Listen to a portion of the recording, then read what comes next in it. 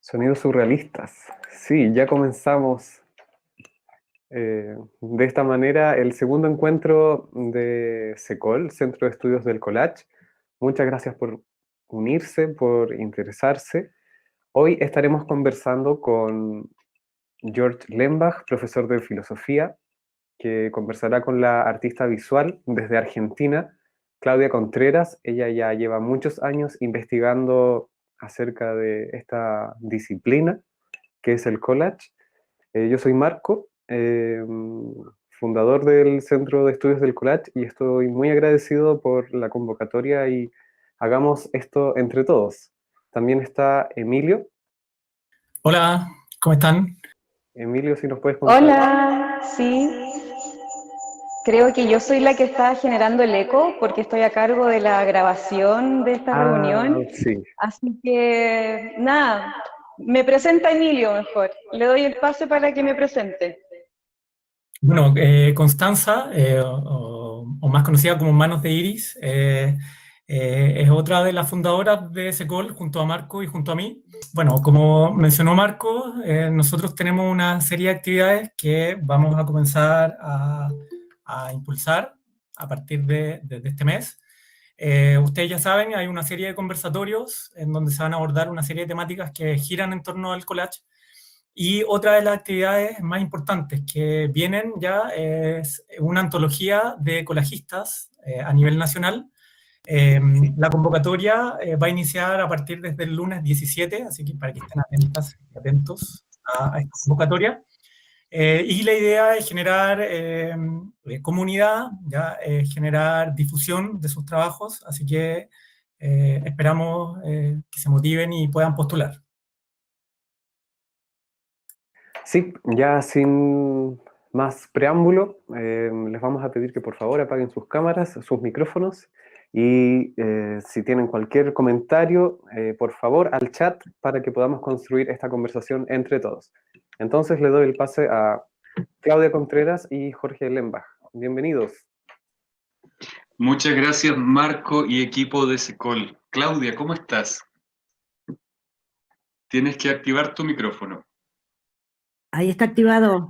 Perfecto, perfecto. Hola, ¿cómo están? Muy bien, muy bien. Bueno, buenas tardes a todas las personas también que acompañan. Me sumo a las palabras que decía Marco, Emilio y Constanza al inicio. La verdad es que es un honor poder presentar, dialogar en este momento con Claudia, con este título que le pusimos, que es ¿Qué tan profundas son las raíces del collage? Vamos a empezar a indagar un poco en esa obra, vamos a empezar a comentarla, pero tal como decían en la presentación, yo soy profe. Soy profesor de filosofía y un profesor necesita del feedback de los estudiantes. Entonces vamos a hacer un experimento. Además de que pueden poner sus preguntas en el chat, para que nosotros las vayamos leyendo ahí, vinculándolas con los temas, yo voy a poner un link en el chat también de una plataforma, de una funcionalidad de Google Drive que se llama Jamboard. Lo voy a pegar ahí. En Jamboard es como una pizarra de post-it. ¿Cuál es la idea? Que ustedes puedan entrar ahí y escribir en un post-it las reflexiones que les vayan surgiendo. Fíjense si pueden entrar, fíjense si funciona, y mientras nosotros vamos comenzando con Claudia. Eh, Antes de darte la palabra para que empecemos con el primer análisis, un poco contextualizar el título.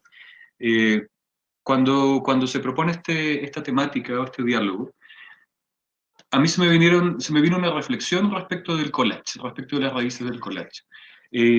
Raíces nos habla de profundidad, pero la profundidad puede ser tanto en un sentido de la profundidad actual, digamos, como que uno en este momento empieza a indagar hacia lo profundo, pero también puede ser hacia el pasado, también puede ser desde dónde viene, desde cuándo viene, cuáles son sus raíces históricas.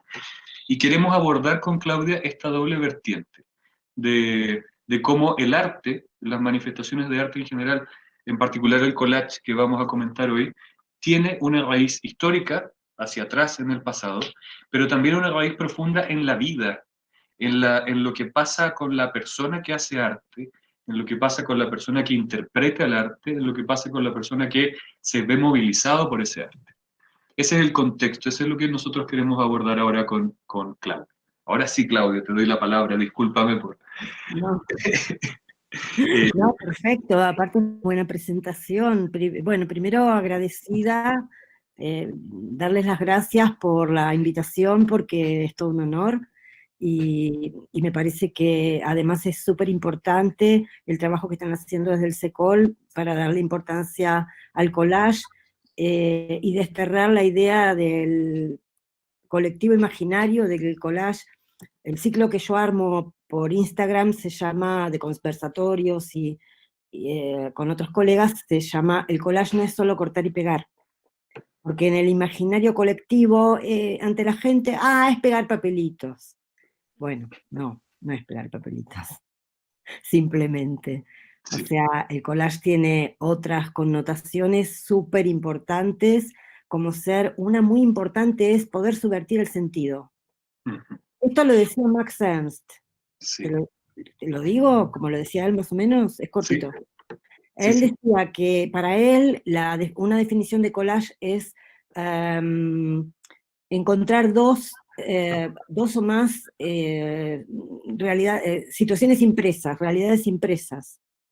Y el choque, luego el bisturí o la tijera o el elemento cortante, y el choque de la confrontación de estas realidades impresas crean otra instancia de lo que es nuevo, de lo que no existía, que si tiene cierta fortuna, en ese choque de distintas realidades, podemos conseguir la magia, entre comillas, porque no es magia, del sí. collage. Y entonces a mí me pareció muy bonita esa definición, porque el collage no es solo cortar y pegar. Exactamente. Bueno, y yo creo que en ese sentido, eh, el collage como manifestación artística pone de manifiesto cosas que están ahí, que están permanentemente ahí, y que de la mano del autor, de la mano del creador o de la creadora, cobran una vida nueva, una vida distinta, pero además reclaman sentido, exigen sentido. Porque, por ejemplo, ahí estamos viendo una de tus obras que vamos a comentar hoy, que se llama El cuerpo, es mi cuerpo, es mi decisión. Yo cuando la vi, inmediatamente uno reconoce ahí la anunciación de Frangélico. Sin embargo, empiezas a ver el detalle son otras cosas. Esta obra revisitada reclama otro sentido. ¿Qué nos puedes compartir un poco de esta obra? Esta obra es una serie de obras que es un work in progress, no están terminados, o sea, hay varios terminados, pero es una serie que tengo cantidad todavía de impresiones para seguir trabajando, o sea que no la he concluido la serie. Ujú, Las obras sí, algunas sí, como estas, a donde trabajo únicamente con el tema anunciación. sí, Y hay cantidad de anunciaciones con la historia del arte, pero sí, cantidad. Y todas son medievales, la mayoría. Este es Frangélico, pero hay una cantidad, Carlo Crivelli, hay una cantidad enorme de anunciaciones. Entonces, en sí, este caso, lo que me sentí, la necesidad que tuve fue de provocar un ruido en esa conversación, porque esta serie yo la comienzo cuando aquí se empieza a tener, aquí empieza a tener fuerza el tema del 8 de marzo, el tema de la necesidad de la ley de aborto, libre, sí. seguro y gratuito, proveído por el Estado, como debe Fíjate ser. que sí, cuando vi tu obra, claro, la anunciación finalmente tiene muchas lecturas y yo creo que ese es el tema de las raíces de las que estamos hablando. Eh, Esta idea que está en estos relatos originarios, en estos mitos, en este lenguaje mitológico, aparece como constante esto de la mujer que es embarazada contra su voluntad o desde una posición de poder muy asimétrica. Sin embargo, eso está en el sustrato de la cultura. O sea, nosotros hemos aprendido, se enseña que esta sumisión a la voluntad de una divinidad masculina resulta ser como ejemplo de la femineidad también. Y es complejo porque tú lo revisitas, este episodio, en un contexto en que el ser humano en general, pero en particular la mujer, exige algo tan básico como el dominio sobre su propio cuerpo. Sin embargo, uno mira en la cultura y se da cuenta de que el dominio sobre el propio cuerpo, que debiera ser algo fundamental y evidente para todos, no lo es. Al contrario, se idealiza su expropiación. No sé si por ahí con la interpretación. Perfecto. No, no, estoy totalmente de acuerdo y me parece una excelente lectura. Habrá otras. Yo puedo decir la que yo sentí Sí, que me movilizó para poder hacer esta obra. Y bueno, es así, simple y llanamente, como lo dijiste recién, el dominio, la necesidad de dominio, de tener el poder del propio cuerpo, no de que un juez me venga a decir a mí que no puedo abortar o que la ley no me permite, y que además eh, siempre pasa que las mujeres más pobres son las que peor lo pasan, porque la cantidad de muertes innecesaria. Yo agregaría la complicidad de la Iglesia Católica en particular, por lo menos en mi país, por lo menos en mi país. sí, efectivamente, grupos conservadores habitualmente se alojan en estos grupos religiosos y usan la religión de acuerdo con esos preconceptos que tienen que ver mucho con la dominación.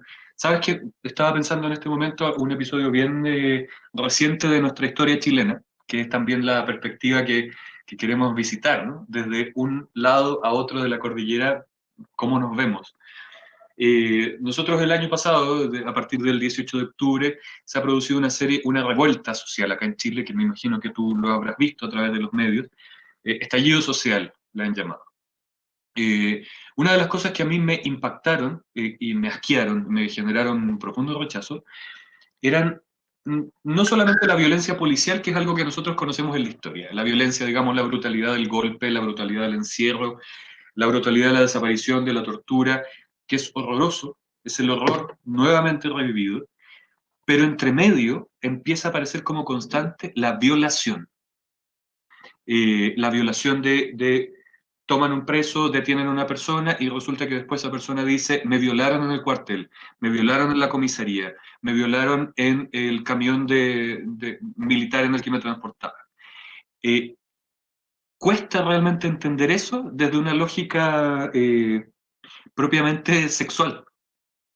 O sea, no logro entender cómo una persona, yo creo que hay algo que va mucho más allá de la sexualidad y que tiene que ver con esto mismo que tú visitas en tu obra, que es la dominación del cuerpo del otro o de la otra.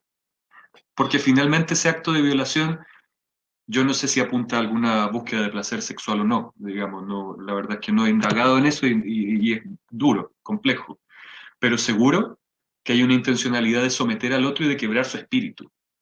Y eso es Sí, duro, eso es muy fuerte. duro.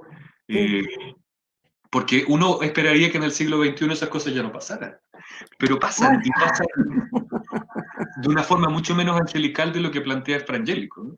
De lo que expone Frangélico, de una forma mucho más dura. Eh, Sí, sí.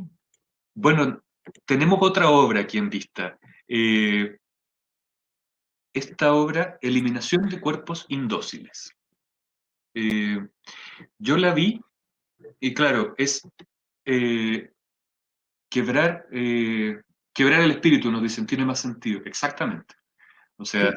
es un acto de violencia que apunta a quebrar lo íntimo de la persona, a partir del cuerpo, digamos.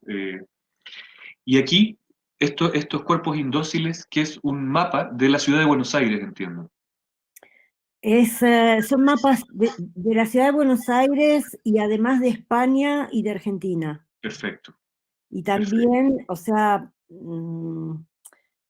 es parte de lo que hablamos recién también. Sí, Seguimos hablando de lo mismo. O sea, yo con la obra, aunque no quiera, sigo hablando toda la vida de lo mismo, de distintas maneras, con distintas temáticas, pero digamos que mis temas son la identidad, la violencia, eh, el amor, el desamor. sí. Y bueno, de ahí no me puedo escapar mucho porque se ve que es lo que mejor me sale. No Bueno, sé. está de una forma u otra, está en el sustrato vital de todos nosotros, pero tú lo has rescatado, has metido las manos en la masa, en ese barro primordial del arte para ponerlo de manifiesto. Yo cuando vi esta imagen, cuando vi esta obra,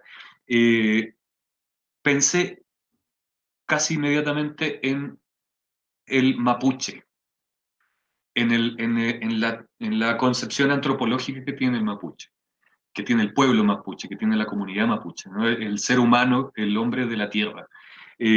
Nosotros hemos visto aquí en Latinoamérica cómo la depredación de los cuerpos y la depredación de los territorios van de la mano de manera casi indisoluble. Y en los distintos momentos, bueno, Argentina tiene toda una historia respecto de sus pueblos originarios, bien dura también, que es contemporánea a la de Chile, ¿no? Fines del siglo, segunda mitad del siglo XIX, el general Julio Argentino Roca, combatiendo una amenaza imaginaria, que tiene sus paralelos acá también en Chile, ¿no? Con brutalidad similar. En eso somos bien similares. Estamos hermanados en el dolor. Sí. Y eso de violentar el cuerpo, violentar el territorio, y cómo en una búsqueda finalmente de una sumisión permanente, de un aplastamiento en base al poder. Yo en otros contextos comentaba con mis alumnos respecto de la identidad. Yo sé muy poco en realidad, hablo de atrevido que soy nomás. Pero esto de la conexión que sienten los pueblos originarios respecto de su territorio, y cómo no se identifican, no se sienten si no es en función de la territorialidad. Si finalmente somos mamíferos, y un mamífero tú lo tomas, lo sacas de su espacio, donde hay otros árboles, donde hay otras plantas, donde hay otros ríos, y es como que lo desarraigas. Pero en la concepción mapuche, el hombre o la mujer como hombre-mujer de la tierra, desapropiar un territorio es análogo a cortar un miembro, a cortar una pierna, a cortar un brazo, es desgarrar, es generar dolor en búsqueda de sumisión. ¿Cómo, eso a mí se me viene a la mente en ese momento, ¿no? Esto es como que hubieran tomado el territorio, un territorio artificiosamente dividido, ¿no? Con el mapa, lo hubieran metido en una trituradora de papel, lo hubieran sacado y hubieran dicho, bueno, veamos ahora qué tan capo eres, qué tan seco eres. Y es algo que nosotros hemos visto en nuestra historia latinoamericana de manera súper recurrente, lamentablemente. Tú me comentabas respecto en esa misma línea, respecto del colonialismo, Claro. que es en realidad, el otro día, esto es como una nota al margen, ¿no? Pero hablaba con alguien acerca de la vida extraterrestre, como habrá extraterrestre, no habrá extraterrestre, y recordaba una cita, un comentario de Stephen Hawking que decía: nuestras únicas experiencias de encuentro de una civilización con otra son los encuentros humanos de una civilización y otra, y todos han terminado pésimo. Es como que está en nuestros genes humanos este encuentro brutal. Celia dice: los indígenas dan literalmente su cuerpo por defender su territorio. Su lucha es muy invisibilizada en el sentido de defenderlo. Los activistas ambientales reconocidos siempre son blancos y occidentales, cuando los activistas indígenas son invisibilizados, incluso amenazados o asesinados. Efectivamente, nosotros recientemente tuvimos un suicidio muy sospechoso de una mujer mapuche y su hija en territorio mapuche, en una zona que está ocupada de manera brutal por el ejército chileno. Y claro, mueren dos mujeres que son activistas, que son luchadoras, aparecen colgadas en su casa y la policía demora pocas horas en decir que fue suicidio. Eh, no sé, siento esta disociación de reconocer, de verse a sí mismo o de ver al otro que es originario, que es hermano, e inmediatamente identificarlo con un enemigo brutal, muy imaginario, ¿no? Muy duro.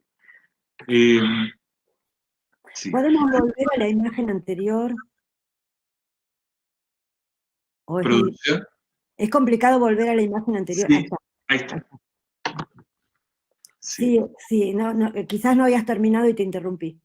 No, es eso,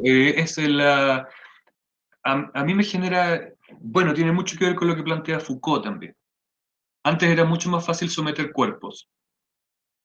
Ahora ya no es necesario someter cuerpos porque nos tienen sometidos desde el alma, desde el espíritu, ¿no? Somos sujetos desde adentro, sujetos de las deudas, sujetos de los acuerdos sociales, sujetos de una falsa democracia. Y a mí me brota todo esto respecto de tu obra en este momento.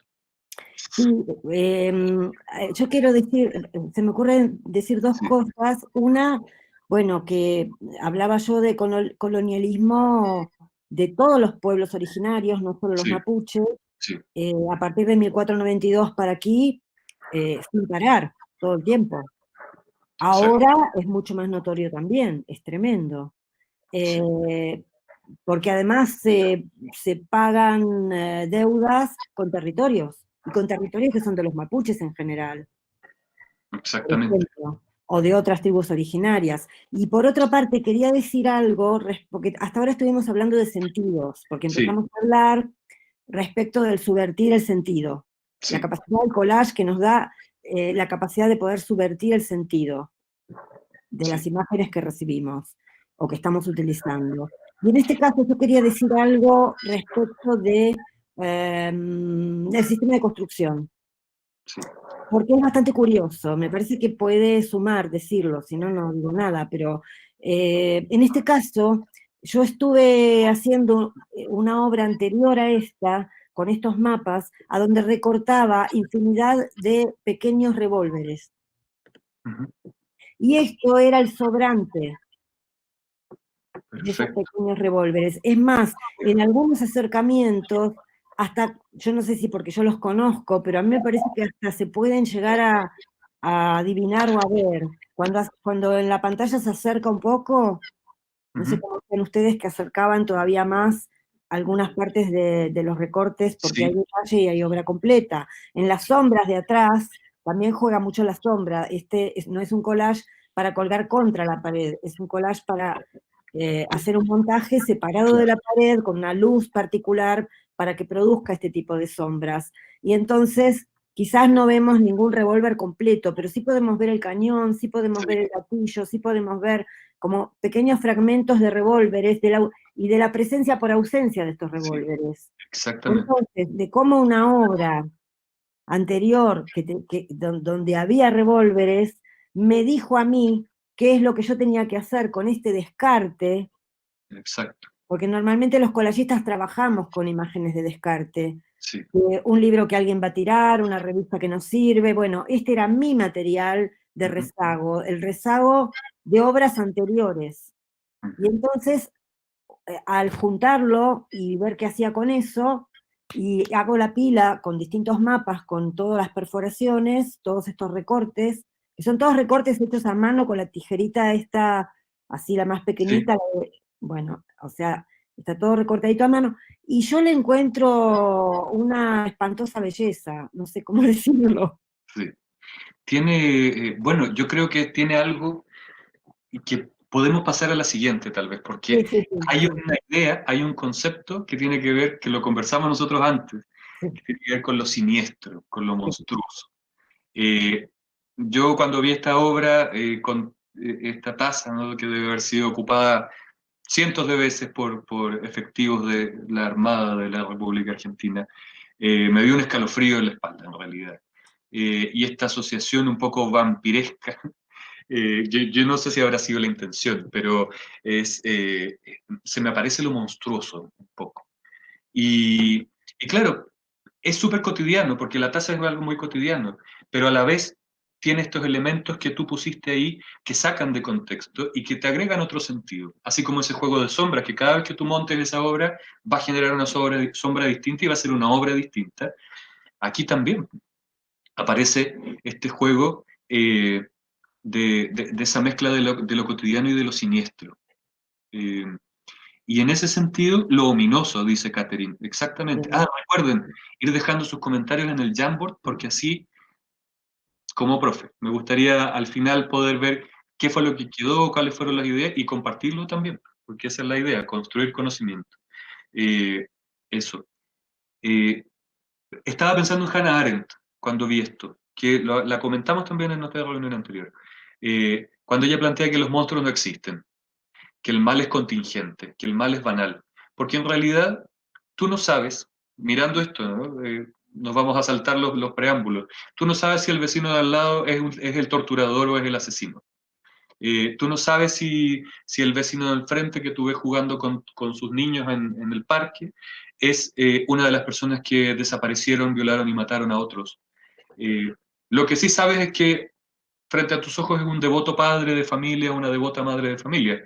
Y en ese sentido a mí me hacía pensar en esto, de que en realidad esa maldad, entre comillas, ¿no? Esta cosa tan monstruosa, tan siniestra, tomando el concepto de Freud de lo siniestro, que es esto cotidiano, que se vuelve monstruoso o ominoso de pronto,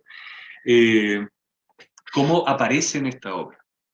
No sé cómo lo ves tú, si estoy más o menos en la línea de lo que tú pensabas cuando... Sí, perfectamente.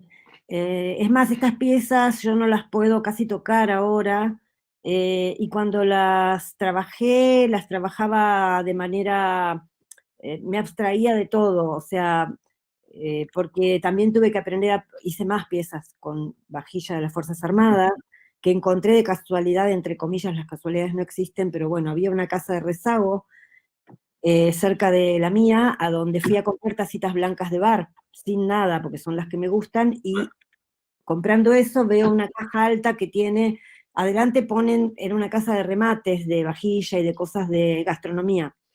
Y entonces había sucedido algo que yo le decía a Marco que creo que es lo único bueno que hizo Menem en la vida, que fue dar de baja el servicio militar obligatorio. Y entonces ahí es donde, siempre por cosas tremendas, porque fue a causa del soldado Carrasco y de todos los soldados que mataron y los conscriptos en el servicio militar, los mismos militares, ¿no? Entonces, esto al encontrarlo también me corrió un escalofrío como el tuyo, pero tremendo. Lo vi, no lo pude comprar, volví a mi casa y no me podía dormir. Y a la mañana siguiente dormí, luego cuando me levanto, lo primero que hice fue desayunar y salir a comprarlo. Y todas las semanas compraba media docena de distintas piezas y empecé a trabajar con este material. Y este material, esto desde el año 2000. Yo lo trabajé en el año 2000 porque fue ahí muy cerca que Menem largó el decreto único de derogar el servicio militar. Claro. Y entonces aquí trabajé ayudada por mi dentista, porque estos son dientes de leche míos, pero el dentista me asesoró de cómo yo podía perforar la porcelana. Claro. Y entonces con un mini drill me enseñó cómo tenía que hacer, porque la porcelana es tan frágil Claro. como también es muy difícil de agujerearla. Claro. O sea, es tan fuerte como frágil. Entonces hay que tener, digamos, cierto entrenamiento para, como justo me estaba haciendo un conducto, el dentista en mi boca, estaba también con estos materiales. Y entonces, charlando con él, me hizo más fácil el tema técnico. Y bueno, esto realmente cuando hice la primera exposición, la primera muestra donde llevé estas piezas, fue en el Centro Cultural Recoleta, y Sí. estaban las madres de Plaza de Mayo y las abuelas, porque estaban haciendo ellas una muestra, era creo que 20 aniversario de la creación de madres y abuelas, o algo así. Y había una muestra paradigmática de ellas, que es una muestra con espejos, a donde ellas ponen la foto del momento de secuestro y desaparición Sí. de la pareja, en general son parejas, de la chica, de su compañero, y un espejo al lado. Y arriba, o al costadito, las fotos si es que hay de algún bebé que todavía, que sigue desaparecido. O si fue asesinado, dice asesinado. Y a partir de esa muestra, es impresionante esa muestra, la cantidad de nietos desaparecidos que consiguieron recuperar su verdadera identidad Sí. a partir de esa muestra. Entonces, en esta exposición que yo hago, que es en el mismo Centro Cultural Recoleta, en el mismo momento que se inaugura esta otra de las abuelas y madres, viene una de las madres y me abraza, yo no la conocía, me abraza muy fuerte y me agradece, y me dice, a mi hijo le daban el café en estas tazas, porque era conscripto, y contó al volver un fin de semana a su casa lo que él había visto en la ESMA, y a la semana el padre y la madre, el padre sobre todo le dijo porque él quería desertar, no quería ir más al regimiento, y el padre le dijo que no podía hacer lo que estaba viendo, que a él le parecía que no podía hacer, Bueno, conclusión, el chico volvió y a la semana desapareció. A lo mejor contó, a lo mejor se enteraron que él contó en la casa, no se sabe.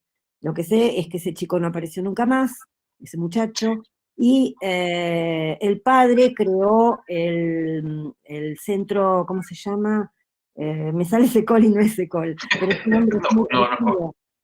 ¿Cómo? No, eso Secol no.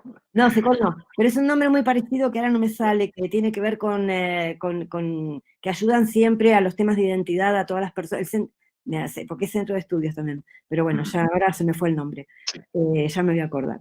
El asunto es que es muy impactante toda la historia, y este tipo de material, o está en un museo, porque tengo mucha obra en museos. Sí. No, muchas veces me quisieron, CELS, sí, gracias Diego Sánchez. Gracias, Diego. Centros de estudios, claro, claro. Sí, CELS, muchas gracias, Diego. Y ahí me perdí. Esta obra suele estar en museos, decía. Sí, porque en muchas ocasiones me han querido comprar obra, coleccionistas privados, y yo no estoy, claro, Centros de Estudios Legales y Sociales, gracias Idelma, el CELS. Que aquí hizo un trabajo enorme el CELS, y lo sigue haciendo. Sí. Este hombre que creó el CELS, luego se suicidó, no pudo soportar no haberle creído a este hijo, Claro. que luego desapareció. Es que realmente y la mujer, o sea, la mamá de este chico es la que me vino a abrazar a mí por esta obra, por esta muestra. Y entonces realmente suceden vivencias muy fuertes, es muy fuerte. Y yo este material lo tengo en cajas guardado, o está en museos. No lo vendo de ninguna manera a un coleccionista particular. Para mí tiene que estar en un museo para que lo vean los niños de las escuelas, para que esto no suceda nunca más. Y lo que más yo leí muchísimo acerca de lo que hablabas vos del mal, y sobre todo de la banalidad del mal. Sí. Y uno de los que más me impactó fue Primo Levi. Esto es un hombre. Primo Levi, hice más obra, que incluso viajó a Chile con frases de Primo Levi también, con unas cartillas de óptica, que fueron al Museo de Valdivia. Ah, perfecto. El MAC Valdivia, sí. Y Primo Levi tiene, el concepto de Primo Levi, que a mí me interesó muchísimo, tiene que ver con que cuando decidimos no decir, no mirar, no hablar, no hacer, mirar para otro lado, estamos haciéndonos, o sea, nos convertimos en un idiota moral. A mí la frase idiota moral me parece de una contundencia que todavía me da escalofrío decirla y leerla. Y me parece que no hay un sinónimo a idiota moral. Es que uno, bueno, tú mencionas Primo Levi, antes mencionábamos a Hannah Arendt, son personas que vivieron, experimentaron el horror del holocausto, del régimen nazi, la Segunda Guerra Mundial. Yo me imagino que en ese momento, en aquel momento histórico, la gente habrá dicho, bueno, aprendimos de nuestros errores, esto no nos puede pasar nunca más. Y ahora, 70 años después o algo así, nos damos cuenta que en realidad no. Eso puede volver a pasar, pero en cualquier momento. ¿Y sabes por qué te lo menciono? Porque tú muestras esta obra que remite, ¿no?, a un periodo muy siniestro de nuestras historias que tiene que ver con las dictaduras de los 70, 80. Sin embargo, y que nosotros pensábamos que era algo del pasado, que aprendimos, que ya habíamos construido democracia. Y yo vuelvo a mencionar lo que mencionaba antes del estallido social en Chile. Fue hacer así y darte cuenta que en realidad toda esa monstruosidad estaba ahí. Era el señor que paseaba el perro, era la señora que sacaba a los niños al parque, se pusieron su uniforme y salieron con la brutalidad como si estuviéramos en el 12 de septiembre de 1973. Exacto. Por lo menos aquí en Chile. Y eso yo creo que es algo, claro, hay un fuerte movimiento negacionista en general en muchos lugares, pero si hay algo que nos muestra la historia es que todas las cosas vuelven a repetirse a menos que nosotros seamos capaces de aprender realmente lo que ellas nos muestran. Y parece que no aprendimos lo suficiente. No, bueno, ahí está el tema también del dinero, el poder y los medios. Sí. Los medios son terroríficos porque van limando el cerebro de las personas de una manera catastrófica. Absoluta. Absolutamente. Y la gente se pone el televisor ahí y entonces repite y repite lo que ni siquiera sabe si es cierto porque se lo dijeron por televisión. Sin Entonces, cuestionamiento. ahí estamos fritos. Aquí Sí. estamos viendo otra. Otra, Luciérnagas Curiosas. Esta Sí. es una serie de obras, me parece. Esta es una serie de vestiditos Sí. que tiene que ver con dos temas. Tiene que ver, un tema es, por ejemplo, el de la derecha es mapa de Brasil y mapa de Buenos Aires. Ujú. Luego el de la faldita tiene debajo de la faldita, que esa faldita es de mi bautismo. Ah, mira, O sea que tiene algunos años. claro. Luego hay acuarela también, y hay trocitos de mapa de la ciudad de Buenos Aires, alguno de España pequeñito también, porque trata de dos temas, Ujú. en realidad, pero más que nada de la apropiación de los bebés, Sí. respecto de la dictadura militar, porque en la apropiación de los bebés es donde se puede ver fácilmente la larga cadena de complicidades. Cuando Sí. cuando un bebé es apropiado, o sea, cuando roban un bebé, Sí. eso lo ve el portero del edificio cuando sacan al bebé, o el Sí. portero del hospital o de donde fuese que nació ese bebé, el médico, la enfermera, el anestesista, el otro, el del pasillo, un montón de gente. Luego, cuando ese bebé entra en esa casa a donde va a vivir luego, que es su hogar de adopción, no es su hogar Sí. real, ahí tienes el portero, la vecina, o sea, toda esta gente que no vio embarazada a esa mujer, Y pero que lo ven jamás, con un bebé. esos son todos los idiotas morales que yo refería antes. Sí, sí.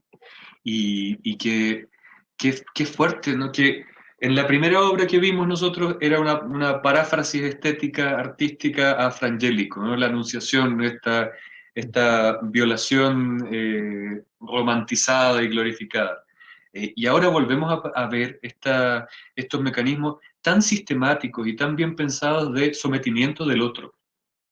Esta necesidad tan, parece, ¿no? Yo por eso, lo que mencionábamos antes con la obra de la taza, ¿no? Que tiene la taza como base, yo no me atrevo a poner las manos al fuego por nadie, ni siquiera por mí mismo, porque en realidad creo que ninguno de nosotros, respecto a esto de los idiotas morales, estamos todos expuestos eh, a, a caer de alguna forma, a cometer esos errores. No hay nadie que pueda decir, mira, ¿sabes qué? Yo soy la rectitud moral, yo soy la vara de medida de la moral, por lo tanto a mí esto nunca me va a pasar, o si yo lo veo, por supuesto que me voy a oponer. En realidad no. ¿Y sabes qué me llamaba la atención también? Que fue como lo primero que vino ante mis ojos. Eh, yo veo ahí un mapa de una ciudad que se transforma en una ropita que no cubre completamente. Es como que la ropa le quedara pequeña, le quedó chica. Y siento también, y me siento un poco, o sea, me siento profundamente identificado con la obra desde esa perspectiva, que es otra, ¿no? No es la que tú mencionas, es otra interpretación. Y es en qué medida nosotros cubrimos nuestra identidad animal, mamífera, humana, ancestral, la cubrimos con este vestidito de la ciudad, de la urbanidad, de la tecnología, pero no nos cubre, nos hace pasar frío, nos deja semidesnudos finalmente, pero Sí, seguimos creyendo. aparte me parece que ahora en cuarentena eso está más expuesto todavía, o sea, Sí, está más visible todavía. sí, Las infancias que no están cubiertas ni siquiera por los servicios básicos o sí, por lo básico de tener un techo, una comida, o sea, la gente sin techo, que tiene niños y que están en la calle y que encima te están diciendo que te tenés que lavar las manos y de repente no tienen ni agua. O sí. sea, es como que esta cuarentena, esta pandemia, a mí me da la sensación de que refuerza y enfatiza todos los sentidos. O yo estoy más sensible, o todas estas cosas se ven dolorosas, se ven más potenciadas, me parece. O Y sea, antes por ahí estaban un poquito más sí, ocultas, o estábamos más distraídos, sí. A mí, quizás. a mí lo que me pasa es que el, la experiencia de la pandemia, la experiencia del confinamiento, eh, ahí dice Alexandra, han expuesto cosas que antes estaban ocultas, ¿no? Que antes no Claro. podíamos ver. Sí, y yo creo que, o sea, a partir de ahora ya es impensable salir a la calle sin mascarilla, ¿no? Sin barbijo. Eh, ¿Y qué viene después? porque en definitiva nosotros formamos parte de la Tierra, somos animales en el mundo, pero ya no podemos vivir en el mundo simplemente porque parece que el mundo, esto que hemos construido, nos hace daño. Ya no es este elemento nutricional que debiera ser, sino que es algo de lo que tenemos que protegernos a priori. Las otras personas, que son nuestro complemento necesario, a quienes debemos tocar, a quienes debemos ver, sentir, abrazar, ya no debemos hacerlo. ¿Qué es lo que viene después? Bueno, aquí menciona Alexandra que el agua sea un privilegio. Claro, o sea, en esta tierra en que tenemos todo para ser felices y todo lo que necesitamos, digamos, desde la perspectiva nutricional, evolutiva, ya no es realmente un hogar en el que podamos estar simplemente desnudos. O sea, ¿qué va a ser el próximo paso? Tener que andar con un tanque de oxígeno. No sé, espero que no, pero ¿en qué medida hemos transformado al mundo, hemos transformado a la Tierra a través del sistema capitalista, como mencionan ahí, ¿no? y del propio egoísmo humano, finalmente, en un lugar que ya no es acogedor para la vida humana? Eh, yo pensaba en eso, ¿no? Y en definitiva lo que tú mencionas, ¿no? El tráfico de bebés, esta destrucción, esta brutalidad contra las familias, que por un lado la defienden y por otro lado la destruyen. Sí. ¿Cómo expresa finalmente esta misma tensión entre naturaleza y ciudad, entre humanidad y animalidad, que por lo menos en los últimos 2000 años parece que se han puesto en un conflicto que es más bien ficticio, pero que hoy día parece que estamos perdiendo como humanidad? No sé, como muchas ideas se me vienen en realidad a la mente. Y acá tenemos otras obras de Luciérnagas Curiosas. Son las mismas que habíamos visto antes, parece, que han ido pasando. Pensaba también en esto al ver estas obras, como de la identidad masiva, de alguna forma, ¿no? Es como bien contradictorio. La identidad que debería ser lo que nos define, lo que nos construye, que sin embargo se transforma por efecto de la ciudad, por efecto del capitalismo, de la civilización, se transforma en algo tan masivo que en realidad es algo que sumamente impersonal y que tiene mucho que ver con lo que tú planteas, en realidad con lo que le da sustento a la obra, que es el robo de bebés, el tráfico de bebés. Eh, Finalmente la expropiación de la identidad como parte de un proceso de dominación constante. O sea, yo no es que lo piense cada día, ¿no? Pero con mucha frecuencia lo recuerdo.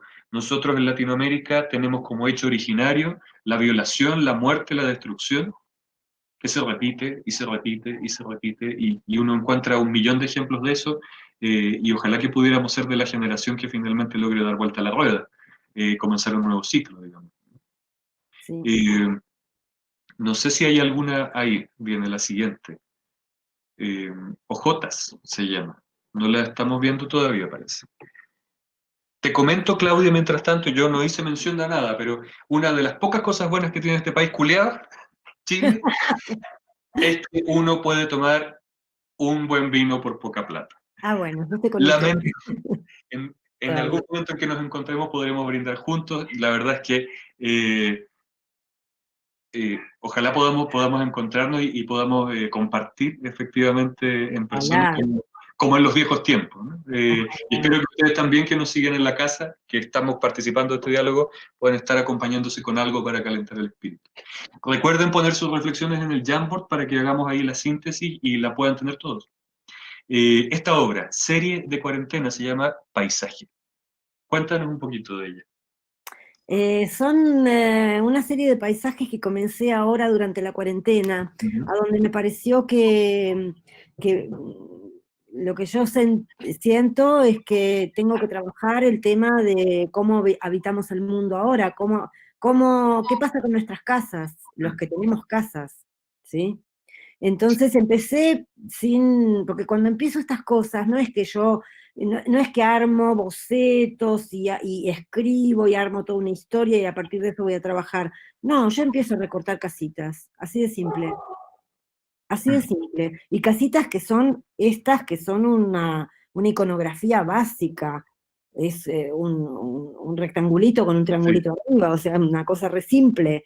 Pero esas casitas pueden empezar a recortarlas con tipografías, por ejemplo, que Sí, dicen cosas, sí. con grafismos, con papelitos que iba encontrando, ¿no? De revistas, de libros, de revistas, del diario, de fotocopias. Estas otras que encontré de gente que estaba adentro del río, adentro del agua. Entonces se me ocurrió, dije, uy, qué inquietud esto de que la casa esté construida con agua, o sea, que contenga agua adentro. Hay como un mar o un río o algo y es en blanco y negro. Entonces, esta cosa de que parece como una cosa un poquito ingenua o infantil el tema de las casitas, pero que en realidad yo creo que es más profundo, que Absolutamente. como es un trabajo que lo estoy haciendo ahora, yo no tengo mucho más para decir de esto, porque en general tengo mucho más para decir cuando estudio el tema, o sea, puedo hablar de mi obra, no es que, Sí. o sea, tampoco me parece ese imaginario colectivo que piensa que el artista es un estúpido que no sabe hablar de lo que hace. Tampoco creo que sea eso. No, Pero ahora mismo no tengo distancia histórica como para decir demasiado. absolutamente. Más que mi necesidad fue recortar casitas y ver qué pasa con los lugares que habitamos. Imaginar nuevos mundos y nuevas situaciones, porque hago en general una por día o dos por día, son Sí, pequeñas sí. obras. Entonces surgen a partir de manchas como esta, la que Sí. tiene esta que estamos viendo ahora. Por ahí primero hago una monocopia, una mancha, tiro agua, tiro acuarela, después empiezo a pegar papelitos, empiezo a ubicar las casitas y luego refuerzo con tinta negra Ujú. unos puntitos, unas rayitas, unos grafismos, muy simple. Para mí es algo muy sencillo y muy simple, que me sale solo. Son las casitas, acá Idelma dice, son las casitas que publicás en Instagram. Sí, a mí me pareció interesante poder mostrar algo de lo que estoy haciendo ahora, porque también me interesa lo que están generando otros artistas en cuarentena. Porque como es una realidad tan diferente a todo lo que aprendimos siempre, y a todo lo que vivimos siempre, esto que nos toca, me parece que estaba bueno esto de que está bien esto de poder mostrar un poquito de lo que estoy haciendo ahora. Aunque yo no tengo ningún discurso mucho más serio o profundo o otra mirada. Vos que sos filósofo, quizás puedas decirle tu mirada, Sí, porque siempre el otro ve otras cosas. sí. Mira, yo soy profe de filosofía, no filósofo, no, no. Pero sí, yo creo que si hay algo que es muy bueno del arte y que es fundamental en el arte, y que yo aprecio mucho, no sin ser artista, pero sí apreciador del arte, es esto de generar preguntas sin tener ningún interés en ofrecer respuestas.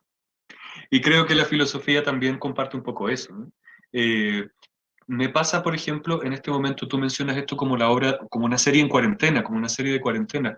Bueno, si en este momento no nos preguntamos acerca de, por ejemplo, lo que tú mencionas, la casa, el hogar, nuestra relación con el medio, nuestra relación con el ambiente, si en este momento no lo hacemos, que estamos pasando, llevamos 5 meses encerrados en algunos lugares, ¿cuándo lo vamos a hacer? Y en definitiva, es cuestionarse, como decía Celia ahí en los comentarios, la clásica dicotomía entre naturaleza y cultura. Bueno, nosotros como seres humanos, ¿cuántos años llevamos viviendo así, de esta forma? 2000 años, 1000 años, 300 años, depende de donde uno ponga el corte.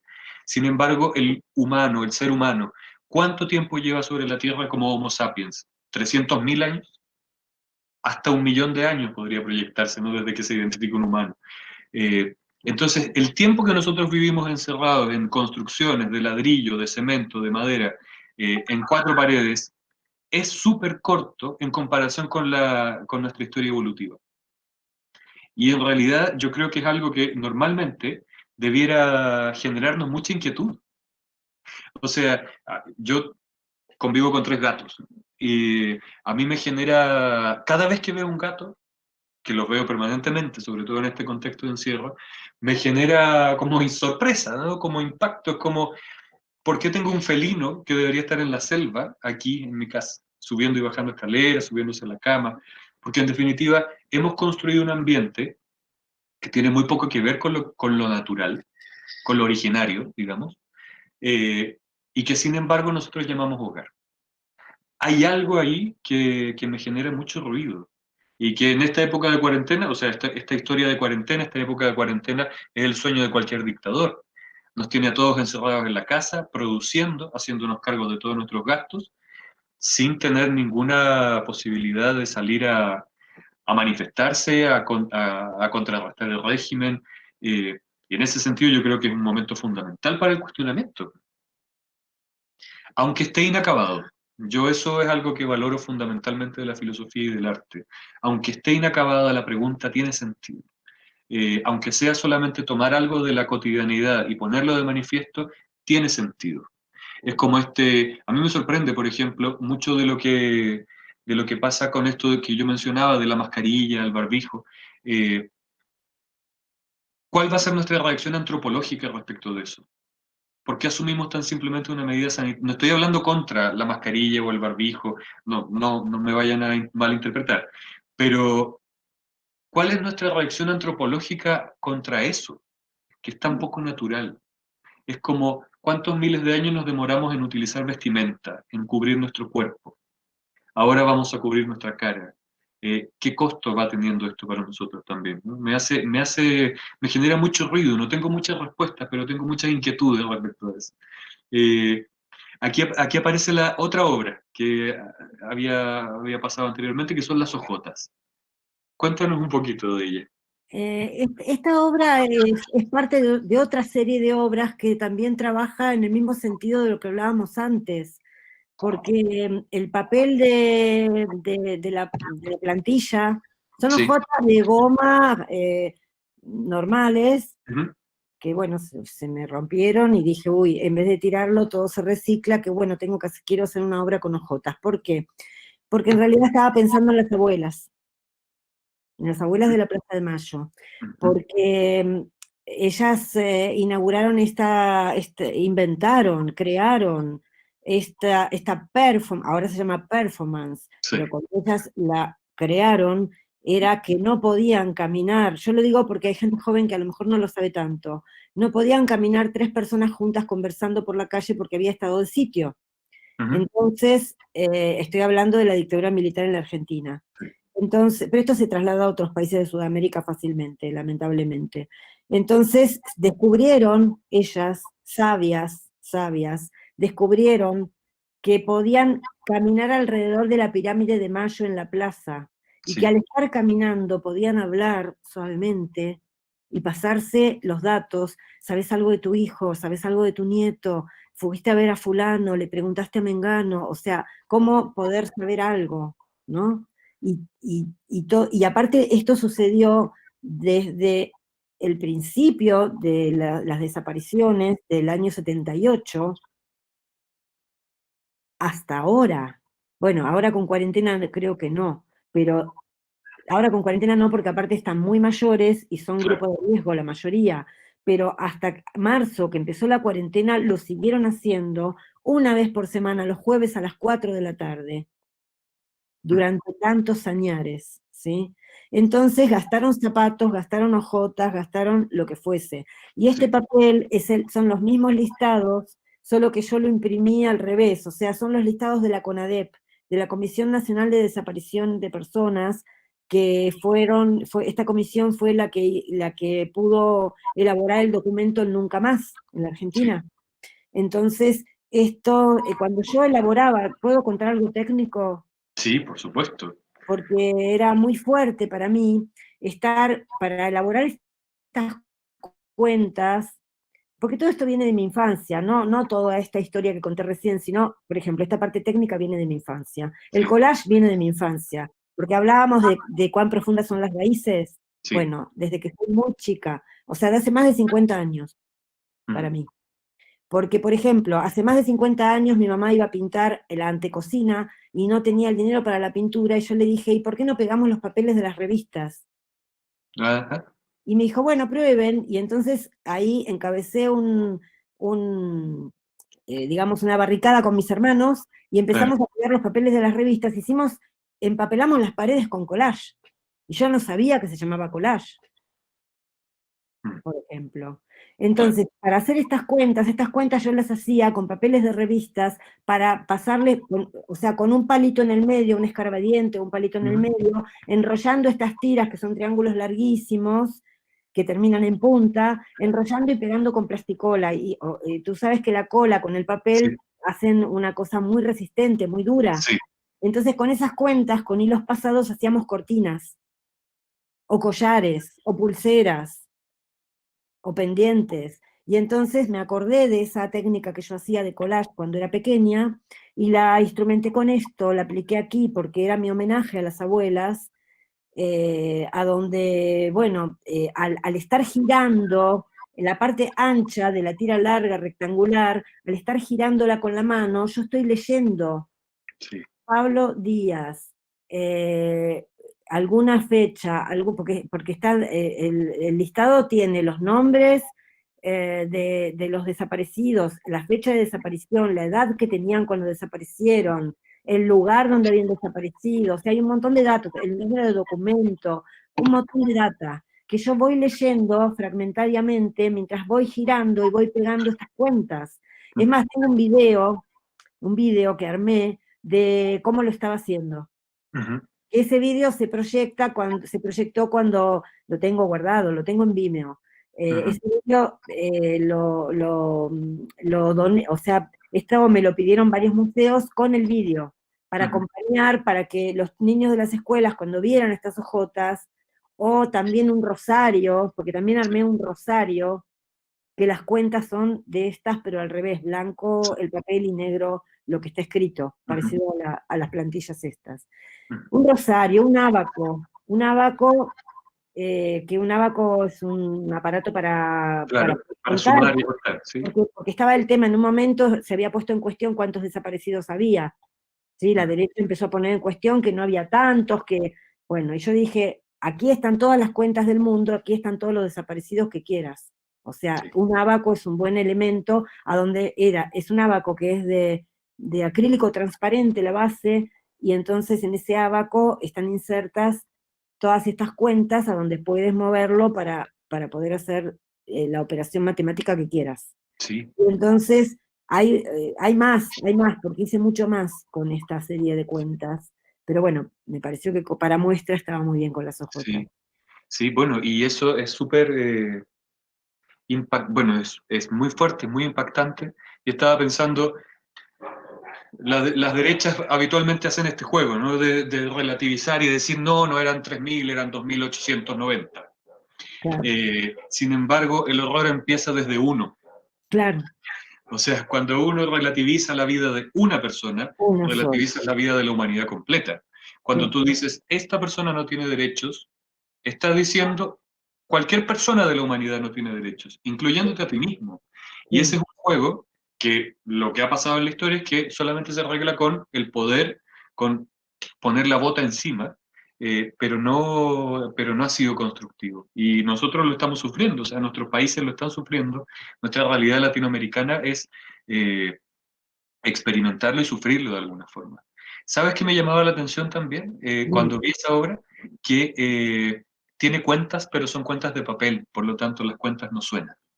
No, Eh, y eso a mí me generó como, ¿qué significa? Porque normalmente las cuentas no es algo como una pulsera que suena, como para llamar la atención, un cascabel. Sin embargo, una cuenta que no suena.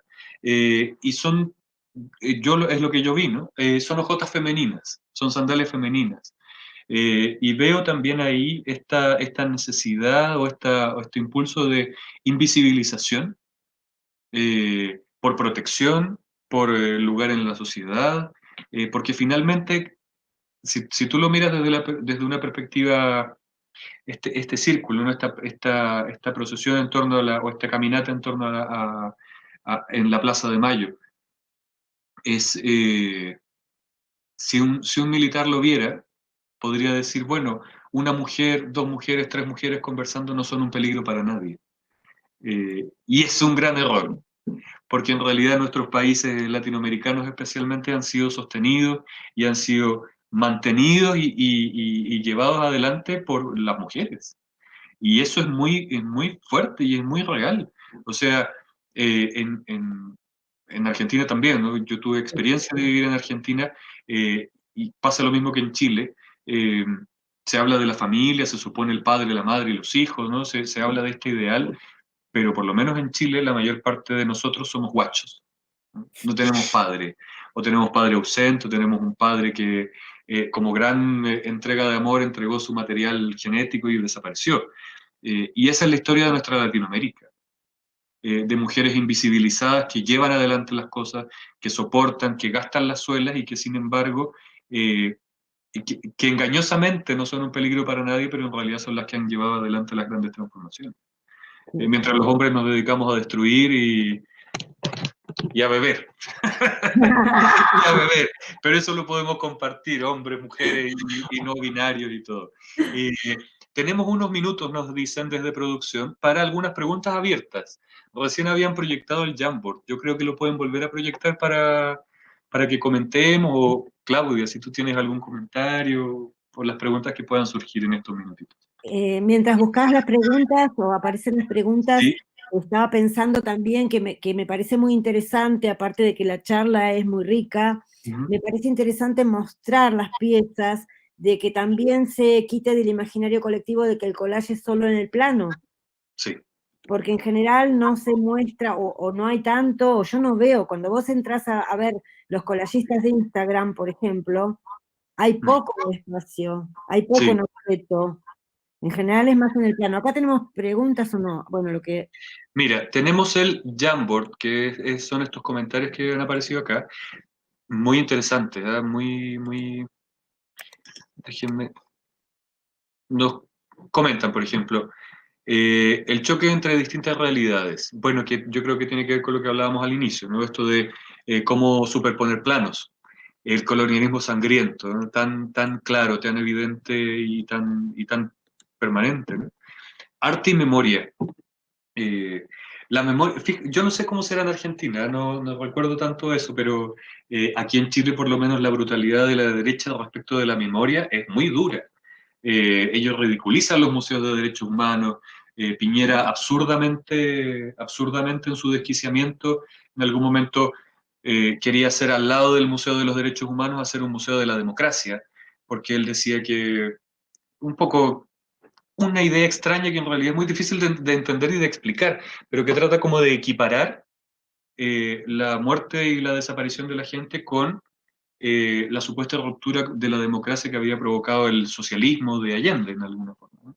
Es como que hay un problema con el recordar, y el arte yo creo que lo hace mucho, ¿no? Y tú lo has presentado aquí en tu obra. La falsa normalidad. Sí, o sea, yo le preguntaría a quién escribió eso, bueno, ¿de qué hablas cuando hablas de normalidad? Finalmente, el estándar es un cliché, es una convención, y en realidad es algo súper ficticio, realmente, ¿no?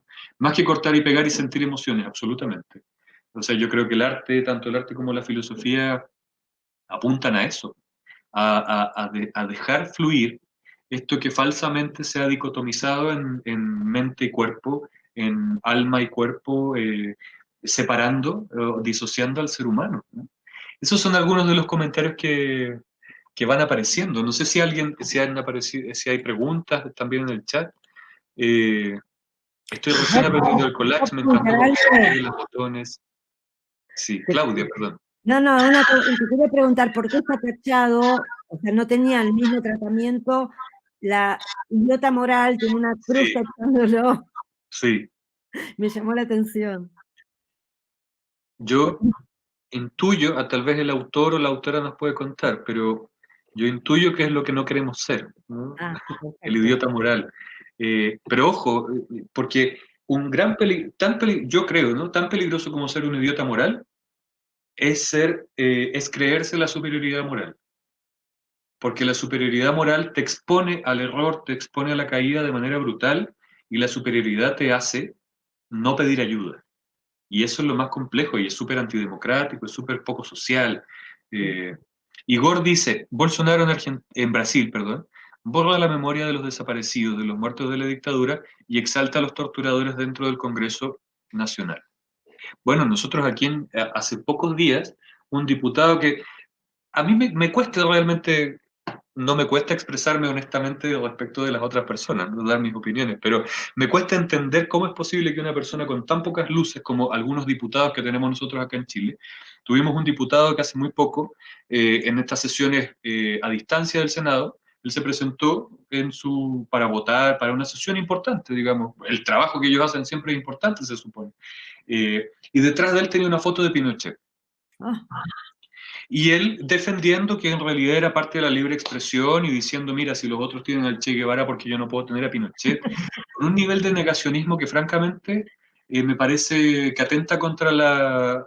No sé, ¿hay honestidad intelectual ahí? O sea, ¿realmente estás pensando eso? ¿Estás diciendo eso? Eh, y creo que, ojo con eso, porque entre ser un idiota moral y creerse superior moralmente y decir, mira, ¿sabes qué? Como lo hizo él, digamos, este diputado defendió la foto y dijo, nosotros no tenemos nada que ocultar, como decía ahí el compañero que comentó, borrando la memoria, borrando el pasado con el codo y escribiendo un futuro horroroso con la mano. eh, es muy sutil la línea y por eso es que estos espacios de comunidad y de compartir son súper importantes. mira que ahí Luisa está escribiendo que Bolsonaro es el idiota moral. ¿Lo ves, Sí, Luisa? Sí. idiota si lo tratamos con cariño, yo creo. Creo que sí, es muy cariñoso. Sí. Eh, Sophie dice, cuando hacen este tipo de cosas pienso que es casi para jactarse de su posición que les permite hacer lo que quieran. Yo sí, creo que sí. Nosotros de manera muy... Bueno, hay un filósofo italiano, ¿no? Discípulo de Marx, eh, precursor un poco del marxismo cultural, del comunismo cultural, que es Gramsci, y que él dice que la clave de la revolución no es apoderarse del ejército y de las instituciones, sino apoderarse de la cultura. Pocos comunistas se lo creyeron en la historia, pero la derecha lo ha hecho perfectamente. Y lo han hecho, bueno, dominando los medios, dominando la cultura y efectivamente generando estos discursos que son tan hegemónicos que la gente se lo cree. Lo que mencionabas tú, Claudia, la gente hace lo que escucha en la tele, lo que ve en la tele, lo que ve en las redes sociales y francamente es bastante mierda lo que sale ahí. Y sin mucha crítica, sin mucha disposición a cuestionarlo. Es porque finalmente, lo que mencionábamos antes con Foucault, el discurso está súper adentro y están sujetos desde adentro, estamos sujetos desde adentro, ¿no? No, yo no puedo declararme exento de esto. Los más medios nos transforman en zombies. Bueno, efectivamente, o sea, Claro. yo creo que hay una dimensión en la que aún podemos revelarnos y en la que podemos decir, ¿sabes qué? Hasta aquí puedes llegar tú y hasta aquí. No nos olvidemos que ahora estamos usando redes sociales. Esto no es propiamente un medio de comunicación de masa, ¿no? Porque va más directamente a algunos usuarios en específico, pero tenemos espacios de libertad, tenemos grietas de libertad, tenemos grietas de posibilidades de humanidad que tenemos que seguir usando y que tenemos que seguir ejerciendo. O sea, yo te veo a ti, Claudia, veo que tomas tus dientes de leche, tomas una taza y creas un recordatorio, un monolito, un hito de lo horroroso que puede ser cuando uno descuida la democracia, por ejemplo. O veo las hojotas y veo un implemento tan natural, tan cotidiano, que sin embargo nos recuerda lo horroroso que puede ser la pérdida de un ser querido. Y yo creo que no necesito experimentarlo yo o tú o cada uno en particular, sino que podemos aprender de la experiencia comunitaria respecto de esto también. Eh, Siento que esta expresión nos permite mostrar nuestra disidencia. Yo creo que te refieres a la expresión del collage, a la expresión del arte, absolutamente. Fíjense que, de hecho, la sola expresión disidencia hace referencia a un discurso hegemónico que nosotros hemos validado. Lo validas diciendo yo soy disidente respecto de eso. Entonces ahí el lenguaje también puede ser muy tramposo. Pareciera que, porque eso supone que el discurso hegemónico es lo natural. Y yo soy disidente, por lo tanto soy distinto y particular. Pero hay alguien que no sea distinto y particular. Hay alguien que no sea realmente disidente respecto de algo. Yo creo que es como la naturaleza humana. Celia dice hasta el día de hoy, hay gente que no admite que fue un régimen militar, sino un gobierno, como si hubiese sido electo democráticamente. Absolutamente, fue una dictadura. Y yo no lo, o sea, puedo ponerme en una posición de no juzgarlo moralmente.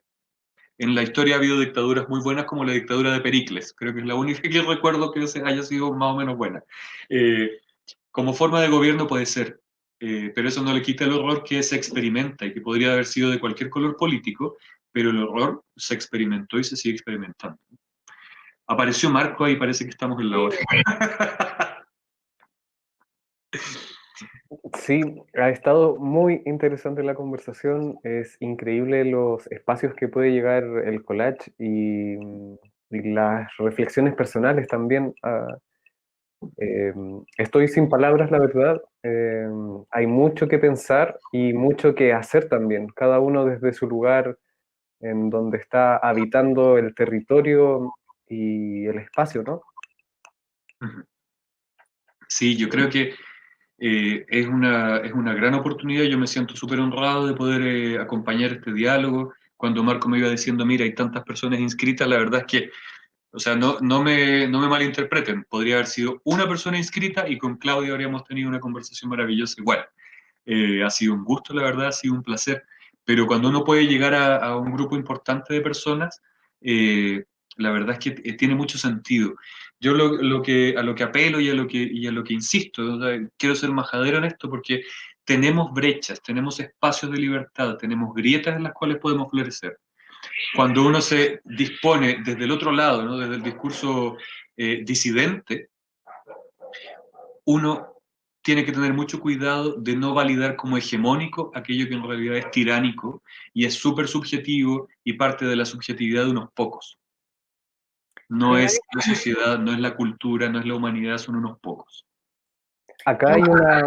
Agradezco muchísimo estas palabras de aquí de Giorgio. Yo te agradezco muchísimo esto último, sobre todo te lo agradezco. En realidad les agradezco mucho a los dos, a Marco y a toda la gente del SECOL, pero esta última parte de la charla me parece muy importante, porque hay veces que podemos no pensar en eso y no está bien.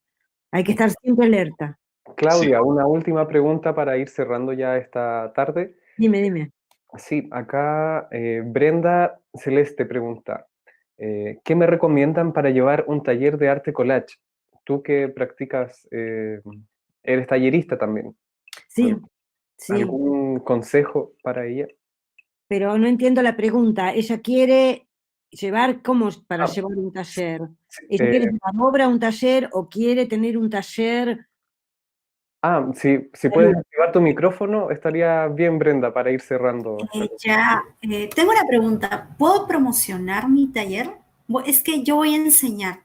Soy de Lima, Perú, y bueno, soy estudiante de psicología y pucha, por la cuarentena tengo que pagar mis estudios universitarios. Y bueno, van a ser personalizadas y me gustaría saber una metodología, porque nunca he dictado un taller, y mucho menos virtual. Gracias. Claudia, si puedes contestar. Desde mi humilde mirada, le puedo contestar de mi práctica, de lo que yo sé, y entonces de lo que yo sé le puedo decir que a lo mejor le recomiendo que mire otros talleres, que mire en Instagram, por ejemplo, no sé de qué país es, pero no importa, porque podés ver de cualquier país. Hay un montón de talleres que están ofertando sus clases, y entonces yo creo que una manera es mirar cuál es el feed de ese taller, o sea, qué es todo lo publicado por ese taller, qué tipos de cosas se publican, si hacen en vivo, si hacen, porque de repente normalmente los en vivo de Instagram son gratis, y yo misma escucho muchas veces, bueno, a Marco lo conocí porque vi la promoción de un en vivo entre él y otro colega, y el horario me daba y justo pude escuchar, y luego le mandé un mensaje porque me pareció interesante cómo estaban trabajando y hacían la charla. Y ahora lo estoy emulando, aprendí de Marco eso, porque yo ahora estoy haciendo, yo doy clases de otra manera, yo doy clases por Meet de otra manera, y doy clases de la parte teórica está colgada en una plataforma que la puedes obtener, esa parte es paga. Lo de Instagram no es pago, y es en realidad conversaciones entre colegas a ver cómo cada uno ve el collage, y además estar haciéndolo, porque me parece que muy interesante, que eso me pareció fundamental de lo que empezaste a hacer con tu colega Marco, el estar haciendo, porque siempre uno es curioso. yo soy muy curiosa y quiero ver cómo el otro produce, cómo el otro recorta, cómo el otro pega, ciertos consejitos prácticos, ciertas recomendaciones. Y yo le recomiendo a nuestra amiga que mire mucho esto, porque no hay una fórmula, Brenda, para decirte, un taller lo tienes que armar para dar clase de esta manera. Que si me quiere escribir por privado, por privado yo le puedo mandar mi WhatsApp y podemos conversar, ningún problema. Le puedo decir cómo lo hago yo. Muchas gracias. No, Y, gracias a ustedes. y las conversaciones con mi otro colega era insomnia.collage. Ahí Sí. pueden ver en Instagram nuestras conversaciones. Claro, porque quedan grabadas, eso es lo bueno, que quedan en el live de Instagram TV, quedan ahí grabadas, y entonces cualquiera puede, en cualquier momento, no hace falta estar, no es como esto que hay que tener un horario y estar de acuerdo, es quizás hasta más fácil a veces, ¿no? Sí, así es. Y muchas gracias a todos por participar. Pasen a dejar sus comentarios en el link de la pizarra virtual, porque eso lo vamos a estar compartiendo en nuestra página de Secol, www.secol.com, y va a estar disponible también nuestras conclusiones para poder descargar y compartir y sacar material del mundo del collage. Nuevamente, Secol agradece su participación y gracias Claudia, gracias George. Nos vemos el próximo jueves en el otro conversatorio, Collage desde lo colectivo. Todos invitados.